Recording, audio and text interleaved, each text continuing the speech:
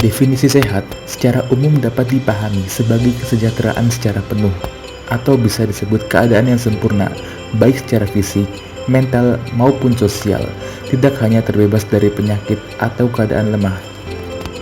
World Health Organization atau disingkat WHO menyatakan bahwa kesehatan mental merupakan kondisi dari kesejahteraan yang disadari individu, yang di dalamnya terdapat orang dewasa yang menyadari tentang kesehatan mental. Memiliki pribadi yang normal atau bermental sehat adalah pribadi yang menampilkan tingkah laku yang adekuat dan bisa diterima masyarakat pada umumnya.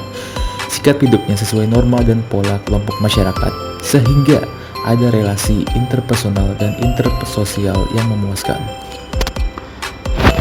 Berdasarkan karakteristik individu, literasi kesehatan mental terendah ditunjukkan dengan ketidakmampuan dalam identifikasi gangguan mental. Telah terbukti dapat mempengaruhi pencarian pertolongan formal atau permanfaatan pelayanan kesehatan terkait gangguan mental. Hal tersebut adalah konsep keliru mengenai gangguan mental yang memicu orang cenderung mencari pertolongan informal. Gangguan mental merupakan salah satu tantangan kesehatan global yang memiliki dampak signifikan dikarenakan prevalensi yang tinggi dan penderitaan berat yang ditanggung oleh individu, keluarga, komunitas, dan negara. Gangguan mental menyumbang sebesar 16% dari beban penyakit global dan cedera pada orang dewasa yang berusia 10-19 tahun. Jumlah yang signifikan dari beban penyakit global juga ditunjukkan melalui penyakit mental. Berdasarkan laporan World Health Organization, pada tahun 2007, sebanyak 20 orang mengalami gangguan jiwa ringan sampai sedang dan gangguan jiwa berat sebesar 3-4%. Mereka memerlukan penanganan kesehatan jiwa yang dapat diakses melalui pelayanan kesehatan umum dan pelayanan kesehatan jiwa komunitas. Literasi kesehatan mental didefinisikan sebagai pengetahuan dan keyakinan mengenai gangguan-gangguan mental yang membantu rekognisi, manajemen, dan prevensi. Aspek-aspek literasi kesehatan mental yaitu: yang pertama adalah pengetahuan tentang bagaimana mencegah gangguan mental. Yang kedua, pengakuan kapan suatu gangguan berkembang. Yang ketiga, pengetahuan tentang opsi pencarian pertolongan dan perawatan yang tersedia. Yang keempat, pengetahuan tentang strategi pertolongan mandiri yang efektif untuk masalah yang lebih ringan. Paradigma dalam kesehatan mental. Prinsip-prinsip dalam memahami kesehatan mental telah diungkap Schneider sejak tahun 1964 yang mencakup dalam 3 hal. Yang pertama itu ada 5 prinsip yang didasari atas sifat manusia, yaitu kesehatan dan penyesuaian mental tidak terlepas dari kesehatan fisik dan integrasi organisme. Yang kedua, dalam memelihara kesehatan mental tidak terlepas dari sifat manusia sebagai pribadi yang bermoral, intelek, religius, emosional, dan sosial. Yang ketiga, kesehatan dalam penyesuaian mental memerlukan integrasi dan pengendalian diri, meliputi pengendalian pemikiran, imajinasi, hasrat, emosi, dan perilaku. Yang keempat, memperluas pengetahuan diri merupakan keharusan dalam pencapaian dan memelihara kesehatan mental. Yang kelima, kesehatan mental memerlukan konsep diri yang sehat, meliputi penerimaan dan usaha yang realistik terhadap status dan harga diri. Kriteria kesehatan mental. Schneider dalam Semioun 2006 mengemukakan beberapa kriteria mengenai kesehatan mental sebagai berikut. Yang pertama, efisiensi mental. Efisiensi mental digunakan untuk menilai kesehatan mental.